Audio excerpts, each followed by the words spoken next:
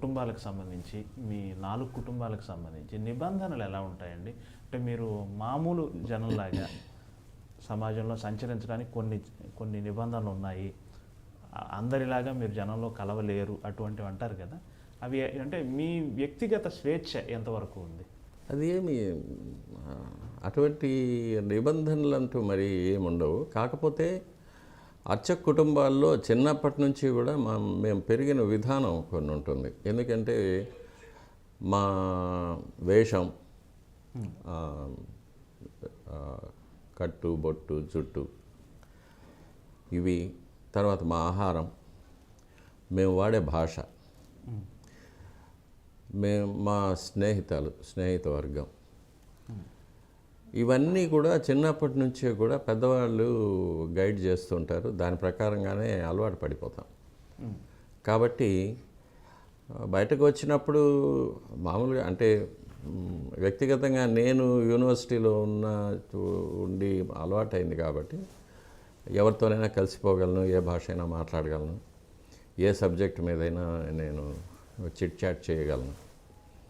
కాబట్టి నాకు ఎటువంటి రిస్ట్రిక్షన్స్ ఉండదు. కాకపోతే నన్ను గుర్తుపట్టిన వాళ్ళు దగ్గరకు వచ్చి పలకరిస్తూ ఉంటారు ఎక్కడికైనా వెళ్ళినప్పుడు. అంతకన్నా ఆహారపు అలవాట్లు అనేది మేము దానికోసం కొన్ని జాగ్రత్తలు తీసుకుంటూ ఉంటాం బయట వెళ్ళినప్పుడు. ముఖ్యంగా ఎక్కడ కాంప్రమైజ్ కాం. ఎందుకంటే ఈ ఆహారపు అలవాట్లు కానీ దైనందిన కార్యక్రమాల్లో కానీ మా యొక్క ఒక రిథమ్ అనేది, ఒక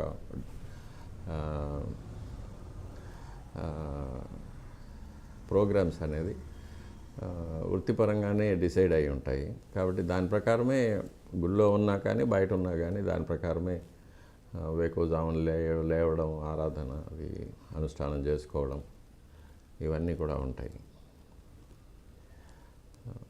అలవాటు పడ్డది కాబట్టి దానిలో పెద్ద ప్రాబ్లం ఏమి ఉండదు. నిరంతరం స్వామివారి దగ్గరే ఉంటూ వారికి నిరంతరం సేవ చేస్తూ ఉంటారు కదండి. సమాజంలో జరిగే మార్పులు, సమాజంలో జరిగే ఇవన్నీ కూడా మీ చెవిన పడుతూ ఉంటాయి. మీరు అంటే మీ ఆవేదనని లేదా సమాజం తాలూకు ఆవేదనని స్వామివారితో ఖచ్చితంగా విన్నవించుకుంటూనే ఉంటారు. ప్లస్ స్వామివారిలో క్షణక్షణానికి వచ్చే ఆ మార్పులు, ఆ స్పందనలు, అవి మామూలు మా బోటి వాళ్ళని గుర్తించడం. కానీ మీ బోటి వాళ్ళు మీకు అర్థమవుతుంది, స్వామివారు నవ్వారు, కోప్పడ్డారు, ఇట్లాంటి సూక్ష్మమైన ఫీలింగ్స్ మీకు అర్థమవుతుంది. అది దేవాలయంలో కులశేఖరపడి అని ఒక థ్రెషోల్డ్ ఉంటుంది. అంటే అది ఆ మెట్టు దాటి ఎవరు లోపలికి రాకూడదు, అర్చకులు తప్ప. నాకు సంబంధించినంత వరకు కులశేఖరపడికి బయట ఉన్నది భౌతికమైన ప్రపంచం, కులశేఖరపడి లోపల ఉన్నది ఒక మానవాతీతమైన ఒక పరిమాణంలో ఉంటుంది. అక్కడి నుంచి బయట ప్రపంచాన్ని చూసినప్పుడు మనకు అది పారదర్శకం అయిపోతుంది. వచ్చిన ప్రతి మనిషి ట్రాన్స్పరెంట్ అయిపోతాడు అక్కడ మా దృష్టికి. బయట ప్రపంచంలో జరిగే పరిణామాలు వీటన్నిటినీ కూడా అక్కడ చూస్తూ ఉంటాం. భక్తులనే పేరుతో వచ్చే కొంతమంది, నిజంగా భక్తితో వచ్చే కొంతమంది, వారికి అక్కడి సిబ్బంది చేసే సేవలు, వీటన్నిటిని చూసినప్పుడు కాస్త బాధగా ఉంటుంది, కొన్ని సమయాల్లో జుగుప్సగా కూడా ఉంటుంది. అప్పుడు నేను ఈ ప్రపంచాన్ని చూడకుండా స్వామివారి వైపు తిరిగి కూర్చుంటాను. లేకపోతే స్వామివారిని అలా చూసినప్పుడు స్వామివారు నవ్వుతూ ఉంటారు, ఇదంతా నా లీలే, నేనే వీళ్ళందరినీ ఇలా ఆడిస్తున్నాను అంటారు. సరే, ఇంకా కాకపోతే మనకు రామాయణ మహాభారతాల్లో చెప్పారు యుగ ధర్మాలు అనేది ఉంటాయి.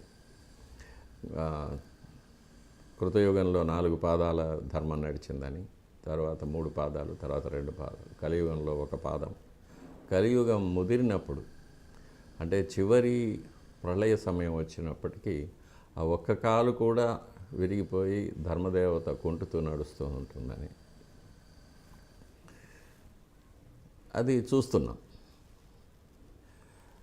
తర్వాత ఇక నాస్ట్రడామస్ కానీ పోతులూరి వీరబ్రహ్మం కానీ మహాభారతంలో అనుశాసన పర్వంలో భీష్ముడు ధర్మరాజుకు ద్వాపర యుగం పూర్తయి కలియుగం ప్రారంభమయ్యేటప్పుడు కలియుగంలో ఎలా ఉంటుంది అనే విషయాన్ని గురించి బోధించడం అవన్నీ కూడా మనం చదివినప్పుడు సరే ఇవన్నీ కూడా దాని ప్రకారం జరుగుతూ ఉందనేది తెలుసుకోవచ్చు. ఇది కాకుండా హ్యూమన్ ఎవల్యూషన్లో కూడా మనుషుల్లో ఒక క్రూరత్వం, ఒక అత్యాశ, హింసాత్మకమైన ప్రవృత్తి అంటే తమోగుణం ఇవన్నీ కూడా ఎక్కువ అవుతుందని,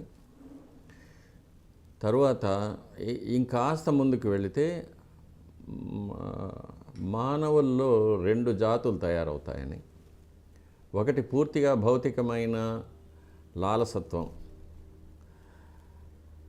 అటువైపుగా ప్రయాణించి రాక్షస ప్రవృత్తితో మనుషులు అయిపోతారని, ఇంకొక శాఖగా మానవాతీతమైన శక్తులు పొందినవారు ఎక్స్ట్రా సెన్సరీ పర్సెప్షన్ అంటాము, అటువైపుగా ఒక మానవ జాతి ఉద్భవిస్తుందని ఇప్పుడు మనం కూడా చూస్తూ ఉంటాం. చాలామందిలో చిన్నపిల్లలు కూడా పూర్వజన్మ జ్ఞానం రావడం, లేక ఇప్పుడు రష్యాలో దీని మీద చాలా చాలా రీసెర్చ్ జరుగుతుంది, యుఎస్ఏలో కూడా జరుగుతుంది. మనుషులు కొన్ని సమాధి స్థితికి పోవడం, అందులో జరిగే మార్పులు వాటి మీద.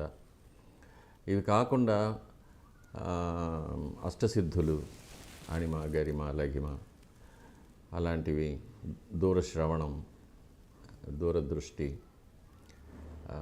తర్వాత భవిష్యత్తులోకి వెళ్ళడము, it's called out of the body experiences అంటాము. తర్వాత నియర్ డెత్ ఎక్స్పీరియన్సెస్, ఇట్లాంటివన్నీ బయటపడ్డాము. ఇవన్నీ కూడా ఆ దిశగా మనకు కనిపిస్తున్న ఎవిడెన్సెస్ ఇవి. కాబట్టి ఇవన్నీ మనం చూస్తూ ఉంటాము. ఇదే కాకుండా దేవాలయంలో అప్పుడప్పుడు కొంతమంది మహాయోగులు, సిద్ధులు, మహర్షులు కొన్ని పుణ్యదినాల్లో వస్తూ ఉంటారు. వారు కూడా వచ్చి స్వామివారిని దర్శించుకుంటారు. స్వామివారి నుంచి కొంత దివ్యమైన శక్తిని స్వీకరించి వెళ్ళిపోతూ ఉంటారు. వారు మామూలుగా ఎవరితో మాట్లాడరు, ఎవరిని చూడరు, ఎవరిని స్పర్శ చేసుకోరు. కానీ వారు వచ్చినప్పుడు దేవాలయం అంతా కూడా పూర్తిగా ఒక వైబ్రేషన్ ఉంటుంది. అది మనం మహద్వారంలో అడుగు పెట్టేటప్పుడే తెలిసిపోతుంది ఎవరో మహాత్ములు గుడిలో ఉన్నారనేది. అటువంటి వారు కూడా వస్తూ ఉంటారు, పోతుంటారు. అది మీరు అనుభూతి చెందగలరు, మీరు ప్రత్యక్ష సాక్షులు కాబట్టి. అది ఒక వేవ్ లెంత్ అంతే. ఆ వేవ్ లెంత్కి మనం వెళ్తే మనం వీ కెన్ ఫీల్ దెమ్. అది తెలుస్తుంది. చాలామంది ఉన్నారు మన హిందువులు, మహమ్మదీయులు అనేది కాకుండా ఇది ఈ దేహానికి ఉన్న మతము, కులము అవన్నీ, ఆత్మకు మతం, కులం అవన్నీ ఏమీ లేవు. చాలామంది పాశ్చాత్యులు కూడా వచ్చినప్పుడు అటువంటిది ఉంది. వాళ్ళు చూసే విధం, వాళ్ళు స్వామివారి దగ్గర ఆ శక్తిని గ్రహించే విధం, ఇవన్నీ కూడా మనం చూస్తూ ఉంటాం గుళ్ళో కామన్. మీరు మీ జీవితాన్ని స్వామికే అర్పించేశారు దాదాపుగా. ఇప్పుడు ఈ క్షణం మనం హైదరాబాద్ అనే నగరంలో ఉన్నాము. మీరు స్వామివారిని విడిచున్నారు. మేబీ మీరు స్వామివారిని విడిచి 24 గంటలు అవ్వచ్చు, లేదా 48 గంటలు అవ్వచ్చు. మ్యాక్సిమం స్వామివారిని విడిచి ఎన్ని గంటలు ఉండగలరు మీరు? అది స్వామివారి అనుమతితోనే. స్వామివారి ఎంత అనుమతిస్తే అంతే. ఓకే. అలా ఎన్ని రోజులు అనుమతించారు మీకు? మ్యాక్సిమం ఎన్ని రోజులు అనుమతించారు? మ్యాక్సిమం 7-8 రోజుల కన్నా ఉండదు. అందులో కొన్ని కండిషన్స్ కూడా పెడతారు ఆయన. చాలా వ్యక్తిగతమైన విషయాలు. కానీ వచ్చేటప్పుడు స్వామివారి దగ్గర అనుమతి తీసుకొని వస్తాను. వెళ్ళే పని త్వరగా పూర్తి చేసి మళ్ళీ నీ దగ్గరికి తీసుకో అని ప్రార్థన చేసి వస్తాను. వెళ్ళరా అంటారు. బంగారు వాకిలి వరకు వచ్చి వెనక్కి తిరిగి చూసినప్పుడు కాస్త శోకంగా కనిపిస్తారు. వెళ్తున్నావా అంటారు. సరే త్వరగా వచ్చేస్తానని చెప్పి వస్తాను. మళ్ళీ తిరిగి వెళ్ళినప్పుడు మళ్ళీ ఇంటికి వెళ్ళి స్నానం చేసి స్వామివారి దర్శనానికి వెళ్తూనే అప్పుడు చాలా సంతోషంగా అనిపిస్తారు. వచ్చేసావా, వెరీ గుడ్ అంటారు.